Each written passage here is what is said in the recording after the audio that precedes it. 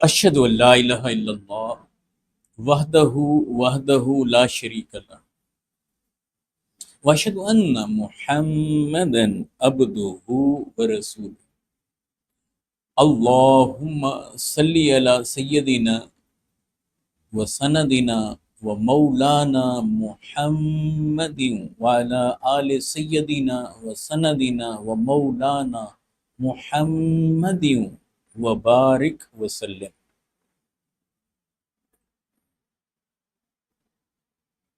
عظیم حادثہ جو کربلا میں بپا ہوا،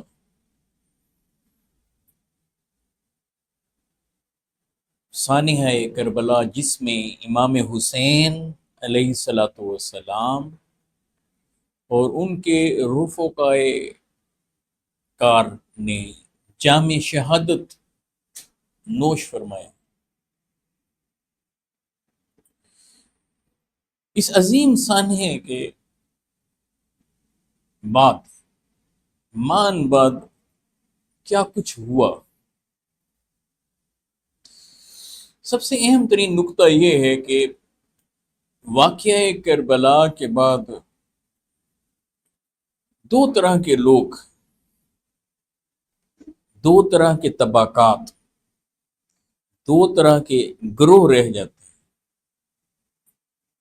سچی بات تو یہ ہے کہ واقعہ کربلا کے بعد فرقہ واریت ختم ہو جانی چاہیے۔ یہ جو چھوٹے چھوٹے سیکٹس میں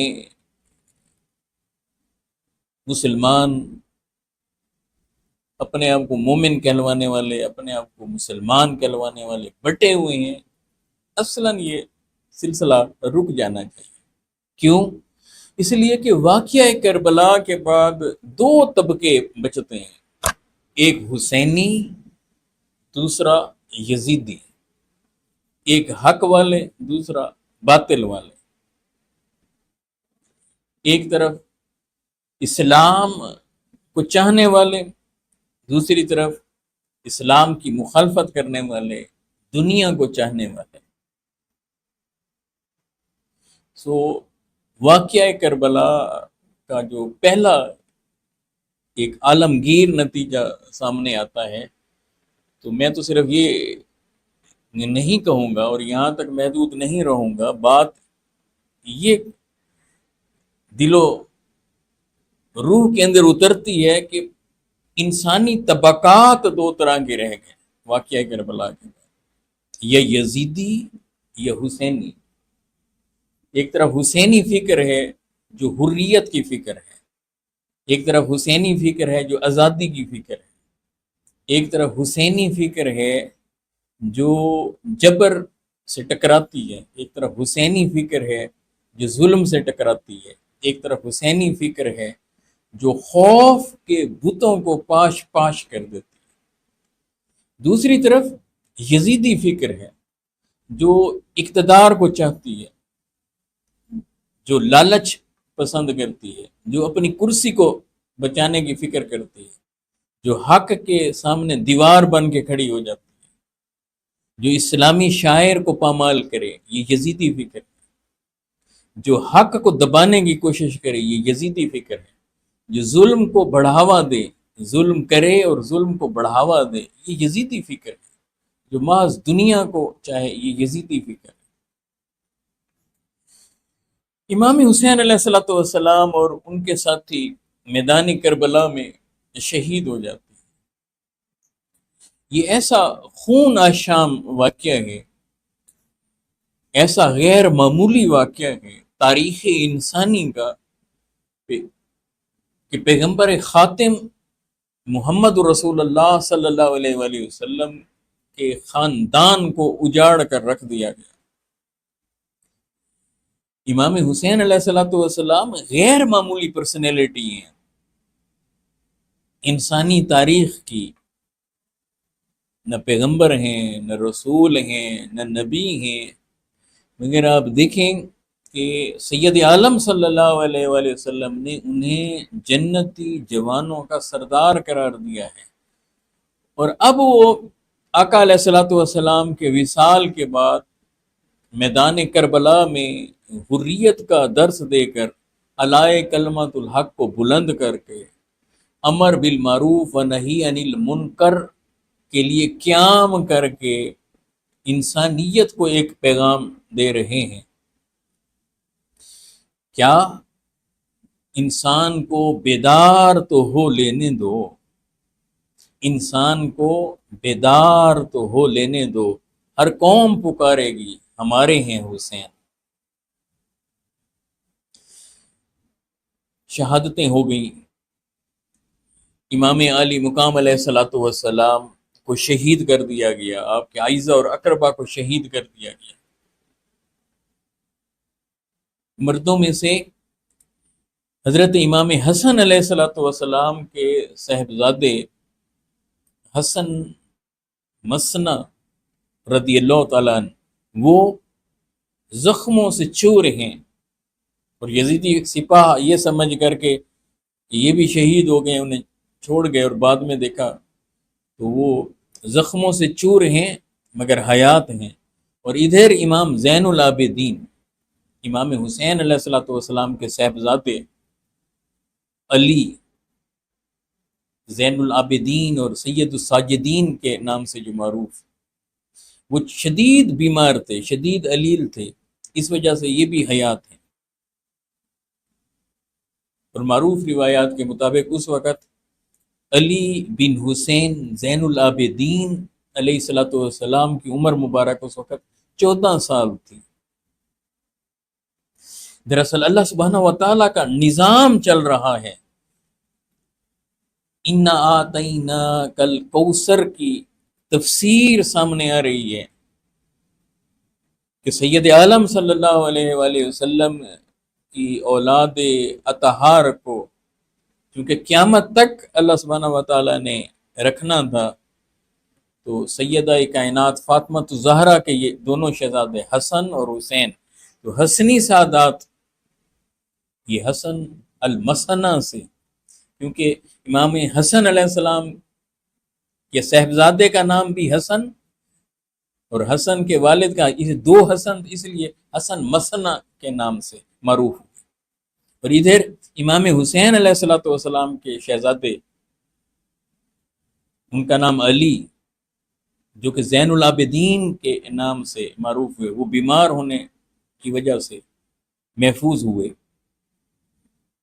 اتنے شدید علیل تھے کہ کھڑا نہیں ہوا جاتا تھا، میدان کارزار میں نکل نہیں پائے، مگر ان دونوں کے ذریعے سے اللہ سبحانہ و تعالیٰ نے حسنی اور حسینی سادات کو محفوظ رکھا ہے قیامت تک کے لیے۔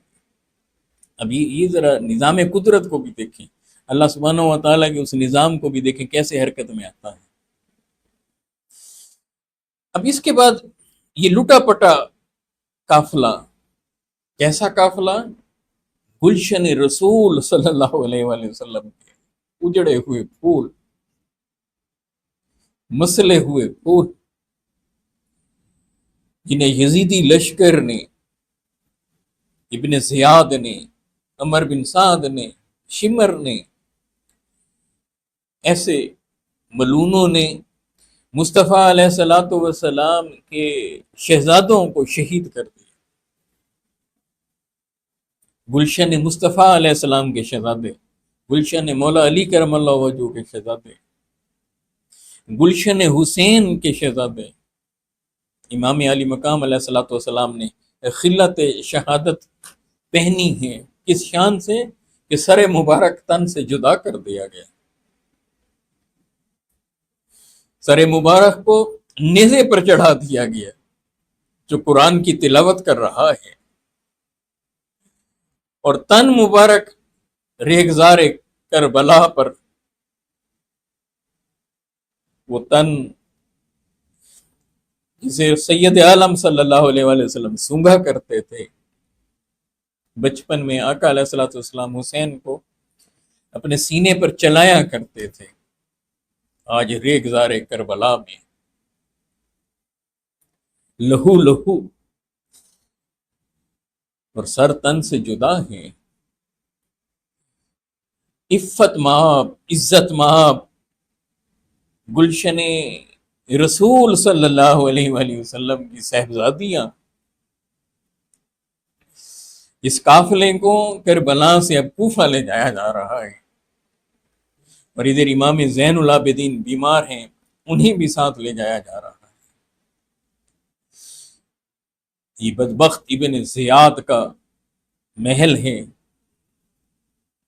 ان کے سامنے رسول اللہ صلی اللہ علیہ وآلہ وسلم کے خاندان کی عفت مآب خواتین کو پیش کیا جاتا ہے۔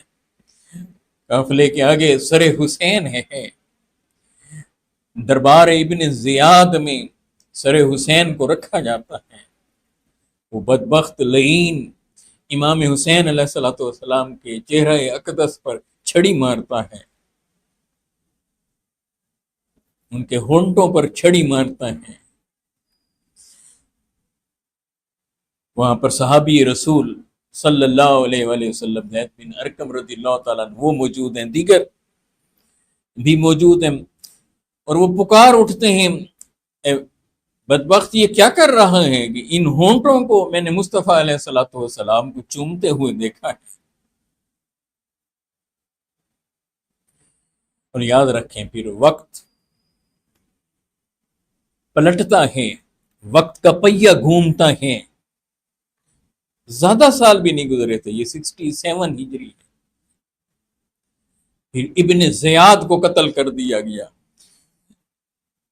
کوفہ میں جس جگہ ابن زیاد نے امام علی مقام علیہ السلام کے سر انور کو رکھا تھا، آج وہاں ابن زیاد کا کٹا ہوا سر پڑا ہے۔ قاتلین امام حسین علیہ السلام کو چن چن کر نمونہ عبرت بنایا گیا۔ آخرت میں تو جہنم کا ایندھن یہ جو بنیں گے سو بنیں گے، مگر دنیا کے اندر بھی اللہ سبحانہ و تعالیٰ نے ان لوگوں کو نمونہ عبرت۔ میں یہاں جامع ترمذی کی ایک اہم ترین روایت آپ سے شیئر کرنا چاہتا ہوں، وہ یہ کہ جب ابن زیاد کے کٹے ہوئے سر کو جب کوفہ لایا گیا اور اس جگہ رکھا گیا تو اس کے ساتھ باقی ابن زیاد کے ساتھی جو تھے ان کے کٹے ہوئے سر بھی پڑے ہوئے تھے۔ جامع ترمذی کی روایت کتاب المناقب سے کہ جس وقت یہ کٹے ہوئے سر وہاں پڑے ہوئے تھے، وہاں پر ایک اژدہا وہاں آتا ہے، ایک سانپ پھنکارتا ہوا آتا ہے، وہ مختلف سروں کو دیکھتا ہے، ان کو سونگھتا رہتا ہے، اور پھر آ کر ابن زیاد کے سر پہ آ کے رک جاتا ہے اور اس کے نتھنے میں داخل ہوتا ہے اور اسے پھاڑتا ہوا اس کے منہ سے نکلتا ہے۔ پھر دوسری بار آتا ہے اور پھر آ کر ابن زیاد کے نتھنے سے داخل ہو کے منہ سے نکلتا ہے۔ پھر تیسری بار یہی عمل وہ سانپ آ کر کرتا ہے اور پھر گم ہو جاتا ہے۔ یعنی دنیا کے اندر بھی عذاب الہی کی ایک جھلک دکھائی جا رہی ہے کہ یہ وہ لوگ ہیں جو وقت کے فرعون تھے، رعونت ان میں تھی، گردن میں سریا آیا ہوا تھا، اکڑ تھی، اس وقت ان کے ایک حکم نامے پر، ایک ڈکٹیشن پر، ایک آرڈر پر لوگوں کی گردنوں کو کاٹ ڈالا جاتا۔ اللہ سبحانہ و تعالیٰ نے دکھایا کہ دیکھو دنیا کے اندر بھی دنیا پرست لوگ کم از کم اس سے عبرت تو لیں کہ دیکھیں چند روزہ اقتدار اس کا انجام کیا بنا۔ تو یہ ابن زیاد جب زندہ تھا تو اس کے دربار میں نبی مکرم صلی اللہ علیہ وآلہ وسلم کے خاندان کو، خواتین کو، اور آگے دیکھیں شہدائے کربلا امام حسین علیہ السلام ان کا سر انور نیزے پر، اب اس کے ساتھ کیا کیا کرامات ہوئیں، سر انور سے نور کیسے نکلتا اور آسمانوں کو کیسے چھونے لگتا تھا، اس سر انور کو جب راستے میں لے کر یہ چلتے تو اسے تلاوت کی آواز کیسے آتی تھی، اس سر انور کو دیکھ کر راستے میں کتنے عیسائیوں کو، کتنے غیر مسلموں کو، جنہوں نے اس سر انور کا ادب کیا اور ان کے دل ایسے لرزیدہ ہوئے کہ نبی خاتم صلی اللہ علیہ وآلہ وسلم کی یہ نواسے کا سر انور ہے، تو کتنے ایسے غیر مسلم ہیں کہ جنہیں دولت ایمان اس وقت ملی جب سر انور نیزے پر تھا۔ اب یہ لوٹا پٹا خاندان نبوت، گلشن رسول صلی اللہ علیہ وآلہ وسلم، آقا علیہ الصلوۃ والسلام کے خاندان کی عزت مآب خواتین، امام زین العابدین صاحب، اور ادھر امام حسین علیہ الصلوۃ والسلام کا کٹا ہوا سر نیزے پر۔ اب یہ کوفہ سے دمشق کی طرف گامزن ہے۔ ذرا چشم تصور سے سوچیں کہ کیسے اس خاندان کو باندھا ہوا تھا، کیا کیفیات ہوں گی، خواتین کی کیا کیفیات ہوں گی، آقا علیہ الصلوۃ والسلام کے اہل بیت اطہار کی کیا کیفیات ہوں گی اتنی شہادتوں کے بعد۔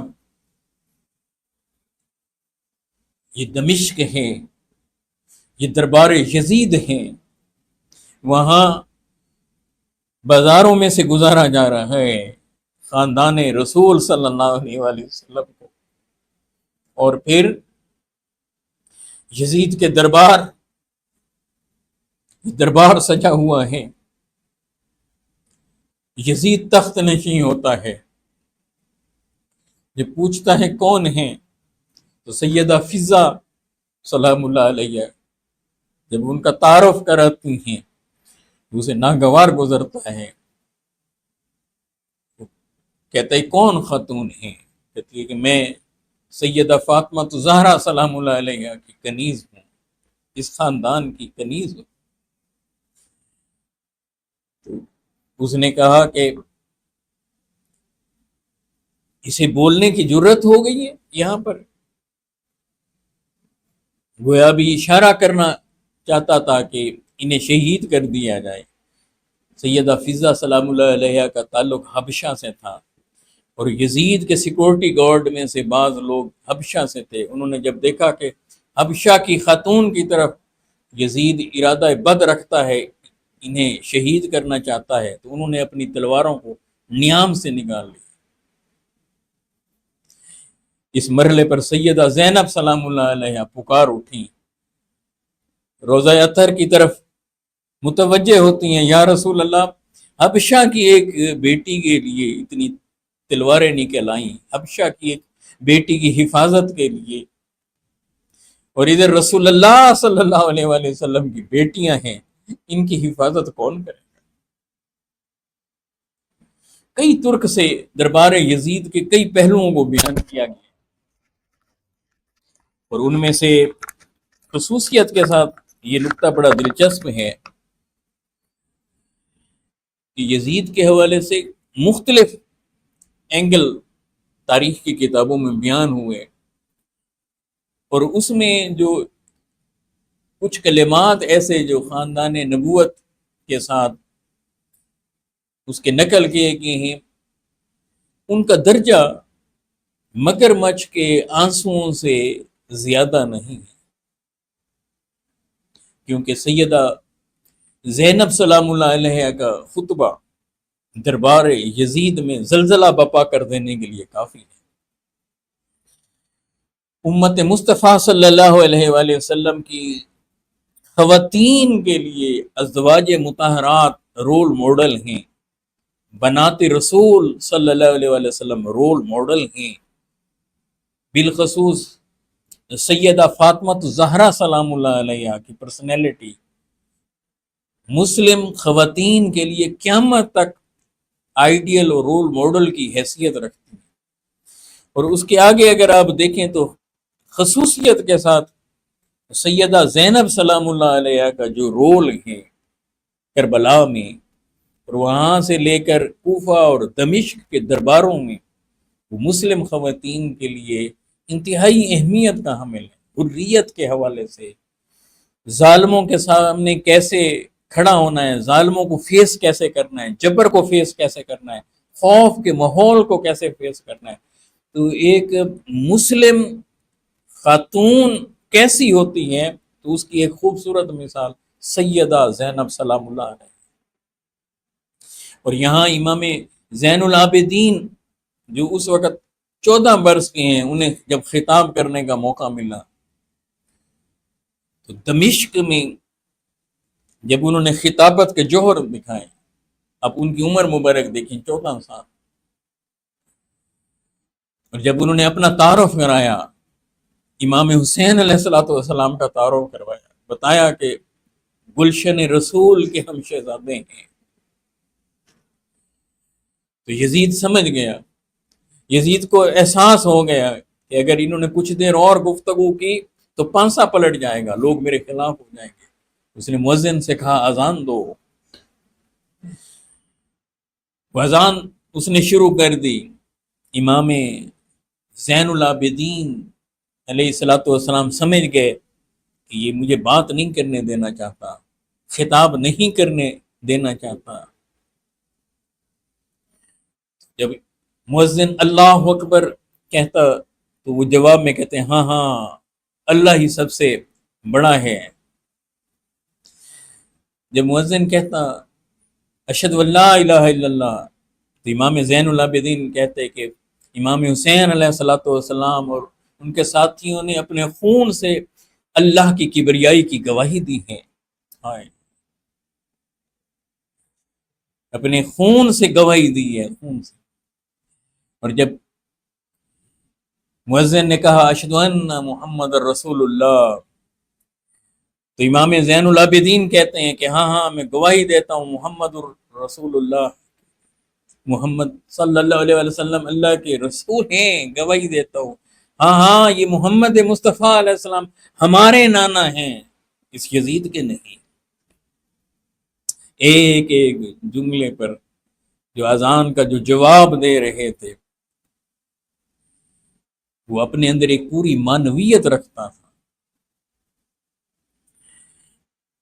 اب یہ سارے معاملے یہ بڑی توجہ طلب ہیں.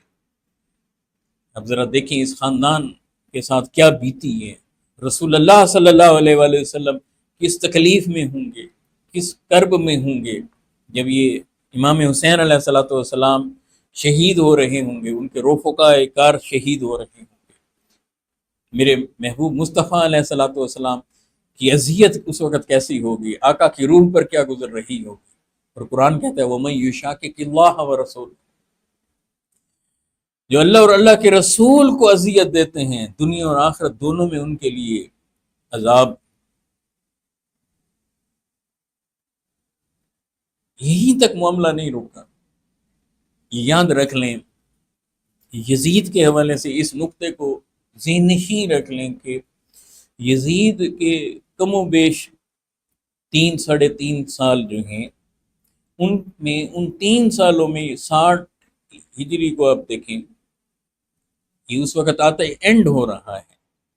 اس کے لیے سید عالم صلی اللہ علیہ وآلہ وسلم نے فرمایا تھا کہ اول من یبدل سنتی رجل من بنی امیہ یقال له یزید، سب سے پہلے جو میری سنت کو بدلے گا، میرے دین کو بدلے گا، میرے اسلام کو جو بدلے گا، اس شخص کا تعلق بنو امیہ سے ہے، یقال له یزید، اس کا نام یزید. یہ 60 ہجری سے میرے آقا علیہ السلام پناہ مانگتے تھے، صحابہ پناہ مانگتے تھے. کیوں؟ جیسے ہی 60 ہجری آیا تو یزید تخت پر بیٹھ گیا. اب آگے دیکھیں 61 ہجری کا سٹارٹ ہوا، 62 ہجری، 63 ہجری اور پھر 64 میں یہ مر گیا. تو درمیان کے ان 3 سالوں میں 3 اہم کام. سب سے پہلے واقعہ کربلا ہوا، امام حسین علیہ الصلوۃ والسلام اور ان کے عظیم رفقاء کا وہ شہید ہوتے ہیں. یہ بڑا اہم نقطہ ہے کہ سید عالم صلی اللہ علیہ وآلہ وسلم کہ نہ صرف یہ اہل بیت ہیں امام حسین علیہ الصلوۃ والسلام، بلکہ صحابی رسول بھی ہیں صلی اللہ علیہ وسلم. پھر ان کے ساتھ جو ان کے اعزاء اقربا ہیں دوسرا واقعہ کعبۃ اللہ پر چڑھائی، حرم کعبہ پر اٹیک یزیدی فوج نے کیا، یزید کے حکم سے کیا، یہاں تک کہ منجنیکوں سے وہاں پتھر مارے گئے، آگ کے گولے پھینکے گئے، غلاف کعبہ جلایا گیا، کعبۃ اللہ کی عمارت کو نقصان پہنچایا گیا۔ اور پھر ایک اور اہم واقعہ ہرا، جو مدینہ طیبہ میں ظلم اور بربریت کی یزید نے داستان رقم کروائی مسلم بن عقبہ کے تھرو۔ اب آپ ذرا دیکھیں، جو لوگ یزید کو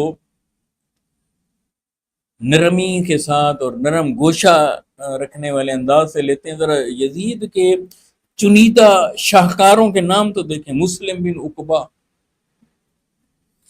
مروان بن حکم، ابن زیاد، عمر بن سعد، شمر۔ یہ ذرا دیکھیں، یہ دیکھ کے چند چاول ہیں جس سے آپ کو پوری دیکھ کا اندازہ ہو جائے گا یہ کیسے۔ تو واقعہ ہرا پتھریلی زمین، کیونکہ مدینہ کی اس سائیڈ سے جو پتھریلی تھی، جہاں پہاڑی پتھر تھے، اس طرف سے یزید کی فوج یہاں داخل ہوئی تھی، اس لیے اسے واقعہ ہرا کے نام سے تعبیر کیا جاتا ہے۔ ابھی اس میں کیا ہوا، اب دیکھیں، صحابہ کرام سمیت تابعین، صحابہ اور تابعین، بس ان سے 10,000 سے زائد لوگ شہید ہوئے۔ اب ذرا شخصیات دیکھیں، بیچ میں کن کو شہید کیا؟ صحابہ کرام اور تابعین۔ اور کہنے کو یہ بڑی معمولی بات، سینکڑوں صحابہ کرام شہید ہوئے۔ اور یہ نقطہ ذہن میں رکھیں کہ واقعہ ہرا کے بعد رسول اللہ صلی اللہ علیہ وآلہ وسلم کے ساتھ میدان بدر میں شرکت کرنے والے صحابہ میں سے کوئی ایک صحابی بھی نہیں بچا، بدری صحابہ یہیں سارے ختم ہوئے، کیونکہ یزید نے اٹیک کیا، مسلم بن عقبہ کو اس نے بھیجا مدینہ کے اندر بربریت کا بازار گرم کرنے کے لیے، اور اس نے خون ایسے بہایا جیسے پانی کو بہایا جاتا۔ مسلم بن عقبہ نے اتنا ارزاں کر دیا اہل ایمان کا خون، تابعین کا خون، صحابہ کرام کا خون، کیا مرد، کیا خواتین، کیا بچے، اتنا خون بہایا گیا، اتنا زیادہ خون، ہزارہا لوگوں کو شہید کیا گیا کہ مسلم بن عقبہ کا نام مسرف پڑ گیا۔ مسرف، پانی کی طرح خون بہانے والا، اسراف کرنے والا، اس کا لقب دیکھیں کیا پڑ گیا۔ کن کن صحابہ کو شہید کیا؟ بڑے بڑے ذرا اکابرین کے اس میں نام دیکھیں، سیدنا عبداللہ بن حنزلہ رضی اللہ تعالیٰ عنہ، صحابی رسول، ان کو مسلم بن عقبہ اور اس کی فوج نے یزیدی حکم نامے کے تحت شہید کر دیا، خصوصاً ان کو نشانہ بنایا، نامینیٹ کر کے کہا گیا۔ یہ کون ہے؟ سیدنا حنزلہ رضی اللہ تعالیٰ عنہ، غسیل الملائکہ، جن کی ڈیڈ باڈی کو غسل دینے کے لیے فرشتے آئے، ان کے صاحبزادے صحابی رسول سیدنا عبداللہ بن حنزلہ رضی اللہ تعالیٰ، صرف ایک نہیں، سیدنا عبداللہ بن حنزلہ کو ان کے 8 گھر کے افراد کے ساتھ شہید کیا گیا۔ صحابی رسول ہیں، انہیں کیا گیا، ان کی فیملی کے 8 افراد، ان کو بھی ساتھ شہید کیا گیا۔ سیدنا عبد الرحمن بن عوف رضی اللہ تعالیٰ عنہ، کتنے معروف صحابی ہیں، ان کے صاحبزادے صحابی رسول ہیں، ان کو یہاں شہید کیا گیا۔ سیدنا فضل بن عباس رضی اللہ تعالیٰ عنہ، ان کو شہید کیا گیا۔ سیدنا عبداللہ بن نوفل رضی اللہ تعالیٰ عنہ، ان کو واقعہ ہرا میں شہید کیا گیا۔ آپ اندازہ لگائیں، یہ اکابر صحابہ ہیں.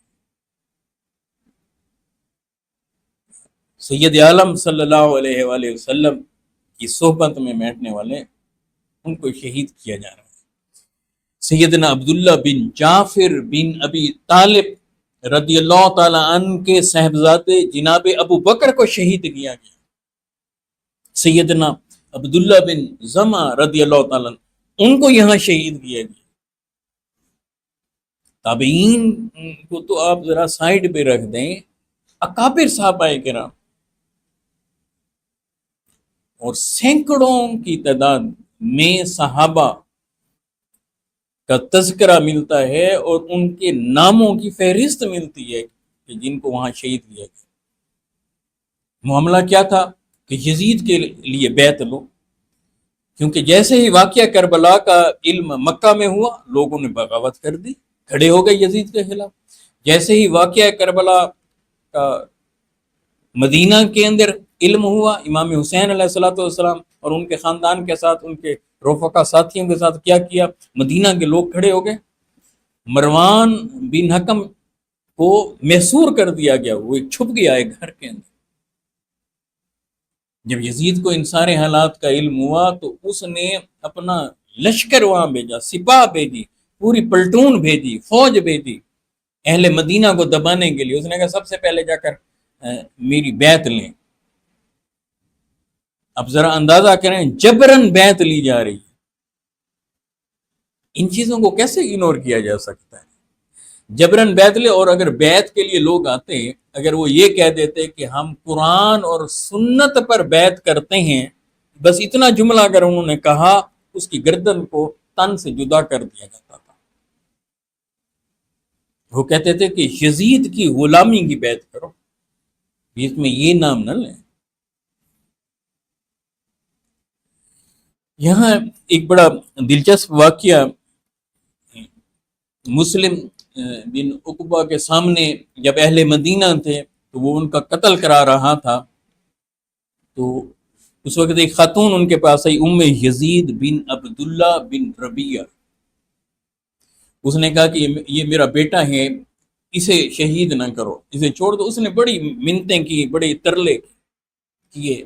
مسلم بن عقبہ نے کہا کہ اچھا کون سا بیٹا؟ یہ ہے. اس کو بلا کر اس کا سر قلم کرا دیا اور اس کا سر اٹھا کر اس خاتون کی گود میں پھینک دیا. کہا یہ لو، اور ساتھ میں کہا کہ تجھ پر یہ احسان میں تھوڑا کر رہا ہوں کہ تیری جان بخشی کر رہا ہوں.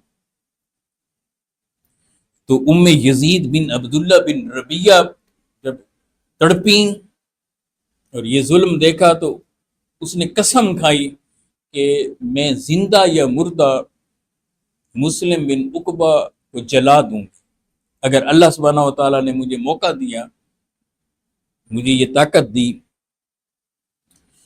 اب جب یہ واقعہ ہرا ہوا اور یہ یہاں سے نکلے تو مسلم بن عقبہ پر فالج کا اٹیک ہو گیا، یہ راستے میں مر گیا، جس کو وہیں باہر ہی دفن کر دیا گیا. تو اس خاتون کو پتہ چلا کہ مسلم بن عقبہ کو فلاں جگہ دفن کیا. وہ اپنے قبیلے کو، خاندان کے لوگوں کو لے کر وہاں آ گئی. اس کی بدبخت کی قبر کو کھودا گیا. تو جب مسلم بن عقبہ اس ظالم اور جابر کی قبر کو کھودا گیا اور کھولا گیا تو انہوں نے دیکھا کہ 2 سانپ اس پر مسلط ہیں، ایک سر کی جانب، ایک پاؤں کی جانب. تو لوگوں نے اسے کہا کہ چھوڑ دو اسے. اس نے کہا نہیں، میں نے قسم کھائی ہے، میں اس قسم کو پورا کروں گی، میں نے اس کے ڈیڈ باڈی کو جلانا ہی جلانا ہے. انہوں نے کہا پہلے اللہ کی طرف سے اسے عذاب ہو رہا ہے قبر کے اندر، وہ اپنے انجام کو پہنچا ہوا ہے. وہ مصلی پہ آ گئی، اس نے 2 رکعت نماز نفل پڑھی اور اللہ سے دعا مانگی، باری تعالیٰ یہ جو تو نے سانپ مسلط کر رکھے ہیں انہیں تھوڑی دیر کے لیے ہٹا دیں کہ میں تاکہ اپنی قسم کو پورا کر لوں. اور پھر لکڑی سے جب ان سانپوں کو مارا گیا تو وہ ہٹ گئے، اور پھر اس خاتون نے اس کی ڈیڈ باڈی کو نکال کر جلایا. اب ذرا اندازہ لگائیں کہ اخروی عذاب بھی چل رہا ہے اور دنیا کے اندر بھی ذلت. ایسا کیوں نہ ہوتا؟ ان بدبختوں نے انتہا کر دی ظلم کی. یزید نے انہیں یہ اختیار دے دیا تھا کہ 3 دن اگر میری بیعت نہ کریں تو 3 دن مدینہ طیبہ تمہارے لیے مباح ہے، اہل مدینہ کے ساتھ جو چاہیں آپ سلوک کریں۔ تو مسلم بن عقبہ نے وہ سلوک کیا اہل مدینہ کے ساتھ، الامان والحفیظ، انسان تصور بھی نہیں کر سکتا۔ صحیح مسلم میں، مسند امام احمد میں اور دیگر کئی کتب میں یہ حدیث موجود ہے کہ سید عالم صلی اللہ علیہ وآلہ وسلم نے فرمایا جو اہل مدینہ کو ڈرائے گا قیامت کے دن اللہ سبحانہ و تعالیٰ اسے ڈرائے گا۔ لیکن میں ایک روایت مسند امام احمد کی یہاں شیئر کرنا چاہتا ہوں جو سعید بن مسیب تابعی رضی اللہ تعالیٰ عنہ ان سے ہے، جنہوں نے سیدنا ابی ہریرہ رضی اللہ تعالیٰ عنہ سے اسے روایت کیا ہے۔ اس کے کلمات سنیں اور اس میں ان لوگوں کا انجام سنیں کہ حضور علیہ الصلوۃ والسلام کی پیشین گوئیاں کیسی تھیں اور وہ پوری کیسے ہوں۔ کہ آقا علیہ الصلوۃ والسلام نے فرمایا کہ من اخاف اہل المدینہ ظلما اخافہ اللہ وعلیہ لعنۃ اللہ والملائکۃ والناس اجمعین لا يقبل اللہ منہ یوم القیامت صرفا ولا عدلا۔ اللہ کے رسول صلی اللہ علیہ وآلہ وسلم نے فرمایا مدینہ والوں کو مت ڈرانا، جو اہل مدینہ کو ڈرائے گا اللہ سبحانہ و تعالیٰ قیامت کے دن انہیں ڈرائے گا، اور جو اہل مدینہ کو ڈرائے گا ظلماً انہیں ڈرائے گا، فرمایا اس پر اللہ کی لعنت، تمام فرشتوں کی لعنت اور تمام انسانوں کی لعنت۔ یہ فرما کر میرے حبیب علیہ الصلوۃ والسلام نے فرمایا لا یقبل اللہ منہ یوم القیامہ، قیامت کے دن ان کا کوئی عمل قبول نہ ہوگا، نہ نفل نہ فرض۔ اب یہ رسول اللہ صلی اللہ علیہ وآلہ وسلم فرما رہے ہیں صرفا ولا عدلا، نہ ان کی نفل قبول ہے اللہ کے ہاں، نہ ان کا کوئی فرض قبول ہے کہ یہ اہل مدینہ کو ڈراتے ہیں۔ تو یہاں ذرا واقعہ حرہ میں دیکھیں کہ 3 دن تک مدینہ طیبہ کو مباح قرار دے دیا گیا، مسجد نبوی میں نمازوں کو روک دیا گیا، اذانوں کو روک دیا گیا، مسجد نبوی کے اندر گھوڑوں کو باندھا گیا۔ اس سے آگے میں بیان نہیں کر سکتا۔ حضرت سعید بن مسیب رضی اللہ تعالیٰ عنہ نے اپنے آپ کو مجنوں بنا لیا۔ جب وہ ان کی گرفت میں آنے لگے تو انہوں نے سمجھا کہ یہ کوئی دیوانہ ہے، مجنوں ہے، یہ سمجھ کر انہیں چھوڑ دیا۔ تو وہ سارا وہ منظر دیکھتے رہتے۔ وہ کہتے اذانیں بند ہو چکی تھی، میں کبھی کبھی ممبر کے نیچے بیٹھ جاتا تھا چھپنے کے لیے، تو نماز کا وقت ہوتا تو میں روضہ رسول صلی اللہ علیہ وآلہ وسلم سے اذان کی آواز سنتا تو مجھے معلوم ہوتا کہ اب نماز کا وقت ہو گیا۔ نمازیں بند، وہاں پر عبادت بند، گھوڑے باندھے گئے حضور اقدس صلی اللہ علیہ وآلہ وسلم کے روضہ انور کے گرد مسجد نبوی کے اندر۔ اور مدینہ والوں کے ساتھ کیا حشر کیا، میں صحابہ کرام اور تابعین کا بتا چکا کہ 10,000 سے زائد لوگوں کو شہید کیا گیا۔ ظلم کی ایک جھلک صرف دیکھیں تاکہ اندازہ ہو سکے کہ کیا کہ یزیدی فوج لوٹنے لگی مدینہ والوں کو، خواتین کے ساتھ جو جبرن کیا گیا، انسانی اخلاقیات اس کو یہاں بیان کرنے کی اجازت نہیں دیتی، اور اس کے نتائج میں کیا کچھ ہوا وہ اپنی جگہ پر، مگر اس کی ایک جھلک دیکھیں کہ اخلاقیات سے یہ حد سے گرے ہی صحیح، جبرن زنا کیا مگر مال لوٹا، اموال، اس کے باوجود بھی ان کی حرص ختم نہ ہوئی۔ ایک یزیدی سپاہی مدینہ کے ایک گھر میں گھسا، مدینہ کی ایک عفت مآب خاتون نے ایک بچے کو سینے سے لگایا ہوا تھا، شیر خوار بچہ چھوٹا سا، اسے کہتا ہے کہ یہ اندر گھر تو خالی پڑا ہے، یہ مال و دولت کہاں ہے؟ اس نے کہا کہ باقی یزیدی لوٹ گئے ہیں، یزیدی فوج والے لوٹ گئے ہیں۔ اس نے کہا تیرے گھر کچھ بھی نہیں ہے۔ اتنا اسے غصہ آیا، اس بچے کو وہاں سے چھینا اور اٹھا کر دیوار میں مارا، اس کا سر پھٹ گیا اور بچے کا مغز ماں کے سامنے باہر نکلا۔ ابھی بھی آپ اندازہ لگائیں کہ کسر باقی ہے۔ یہ اہل مدینہ کا حال ہے، یہ وہاں کے معاملات ہیں۔ اور پھر کعبۃ اللہ پر حملہ، غلاف کعبہ کو جلایا جانا، سیدنا عبداللہ بن زبیر رضی اللہ تعالیٰ عنہ صحابی رسول انہیں شہید کرنا، پھر ان کی ڈیڈ باڈی کو اوپر لٹکائے رکھنا، بے حرمتی اس کی کرنا، اور باقی لوگوں کے ساتھ کیا کیا، یہ بعد کے واقعات ہیں۔ تو یزید کے اگر آپ دور حکومت کو دیکھیں تو اس کے 3 بڑے کارنامے: واقعہ کربلا، گلشن رسول صلی اللہ علیہ وآلہ وسلم کو اجاڑ دیا، امام حسین علیہ السلام اور ان کے ساتھیوں کو شہید کر دیا، مدینہ طیبہ کو اجاڑا، ہزارہا لوگوں کو، صحابہ اور تابعین کو شہید کیا، مسجد نبوی میں گوڑے بندھوائے، کعبۃ اللہ پر حملہ کر کے غلاف کعبہ اور کعبۃ اللہ کی عمارت کو کتنا نقصان پہنچایا، اہل مکہ پر کیسے خوف کو مسلط کیا۔ اللہ سبحانہ و تعالی ہمیں فکر حسین علیہ السلام عطا فرمائے اور سیرت حسین علیہ السلام پر چلنے کی توفیق عطا فرمائے، رسومات سے ہمیں بچائے رکھے، اور وہ امام حسین علیہ السلام جس مشن کے لیے نکلے اور اپنی شہادت پیش کی، یزید کے چہرے سے نقاب کو سرکایا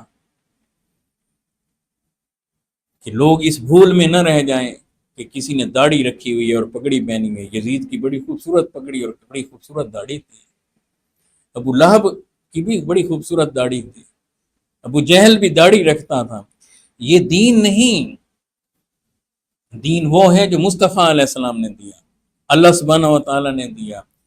دین میں داڑھی ہے کہ محض چند چیزوں پر اور چند عبادات کے خاکے پر اکتفا نہیں کرنا، بلکہ قرآن کے اس میسج کو ذہن نشین رکھنا ہے، یا ایھا الذین آمنوا ادخلوا فی السلم کافہ ولا تتبعوا خطوات الشیطان انہ لکم عدو مبین۔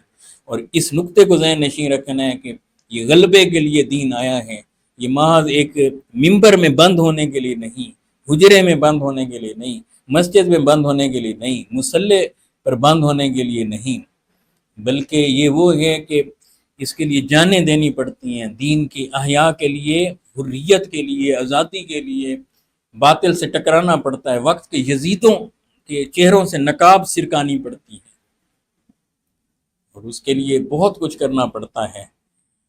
اور یہ اس لیے ہے کہ هو الذی ارسل رسولہ بالہدی ودین الحق لیظہرہ علی الدین کلہ، یہ دین غلبے کے لیے آیا ہے اور اس نے غالب آ کر ہی رہنا ہے۔ اللہ سبحانہ و تعالیٰ اہل بیت اطہار سے ہمیں سچی محبت عطا فرمائے، اسی پر زندہ رکھے اور اسی پر موت عطا فرمائے۔